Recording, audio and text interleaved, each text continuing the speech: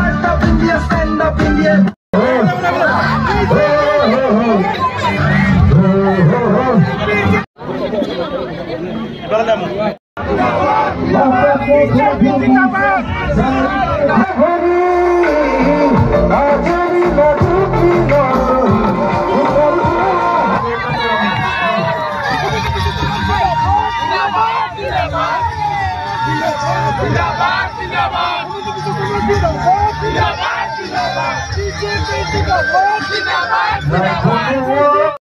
Sir, সদায় কৰি থাকিব আৰু একমাত্ৰ মোদী চৰকাৰ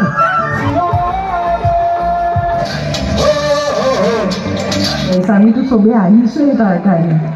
আৰু আমি এটা বস্তুৱে চাব লাগিব যে আমি একগোট হৈ যাতে খালি এটাই চাবলৈ যে মোৰ ভোটটো মিছ নহয় আৰু বাকী এটা কথা কৈছোঁ হিমন্ত বিশ্ব শৰ্মা থাকে মানে এই সমষ্টি নৰ্থ গুৱাহাটী বহুতখিনি আছে সমস্যা আছে বহুতখিনি ৰাস্তা ঘাটৰ আছে মই বহুতখিনি কিন্তু এটাই কথা কৈছোঁ যেনেকৈ সমস্যা সমাধান হৈ আহি আছে আৰু ভৱিষ্যতেও এই সমস্যা সমাধান হৈ যাব লগত আছে আপোনালোকেও থাকক একগোট হৈ আমি এটাই চাম যে আমাৰ এই অঞ্চলটো আমি কেনেকৈ আগুৱাই লৈ যাব পাৰোঁ একমাত্ৰ বিশ্বাস আৰু মৰম সদায় আপোনালোকে কৈ আছিলে যিহেতু বহুত ৰাতি হৈছে আমি সকলোৱে গোট খোৱা কাৰণ যে আমি আমাৰ মুখ্যমন্ত্ৰী ডাঙৰীয়া কাৰণে আমি ইয়াতে গোট খাইছোঁ আৰু আমাৰ এটাই উদ্দেশ্য যে আমি ভাৰতীয় জনতা পাৰ্টিক আমি সকলোৱে 7 তাৰিখে আমি আমাৰ ভোটটো প্ৰদান কৰিম আমি একমাত্ৰ সকলোৱে গোট খাইছোঁ যে আমি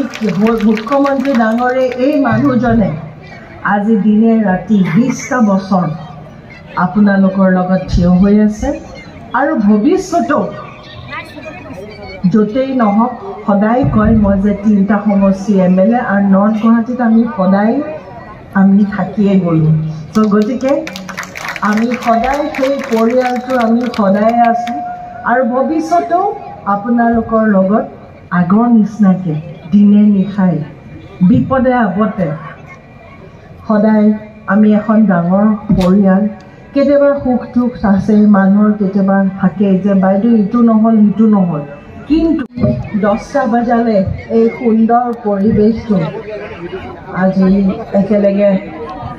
সকলোৱে আমি সুন্দৰভাৱে এটা উৎসৱ হিচাপে আজি গোটেইখিনি পালন কৰি আছোঁ আৰু আমি সকলোৱে ইয়াতে এটা উদ্দেশ্যতে আহিছোঁ যে আমি আমাৰ মুখ্যমন্ত্ৰীৰ বাহিৰে আমি কাকো চিনি নাপাওঁ হয়নে নহয় আৰু আজি আমি সকলোৱে আহিছোঁ আমাৰ মুখ্যমন্ত্ৰী ডাঙৰীয়াৰ কাৰণে আজি মই আহি থাকোঁতে কল্লোল বৰঠাকুৰ তেওঁ খুব সুন্দৰ মই বোলো কিমান সময় গালা সি কৈছে 1.5 ঘণ্টা গালোঁ মই বোলো এতিয়া মোৰ কাৰণে এটা গাব লাগিব আৰু মইতো আৰু বিজেপিৰ শ্লোগানৰ লগত এটা মই ভাল পোৱা গানো গাই সি কৈছে বাইদেউ কোনটো গাম মই বোলো শ্বিলঙৰে গধূলি যি তোমাৰ ফেমাছ গান সেইটো গাই দিয়া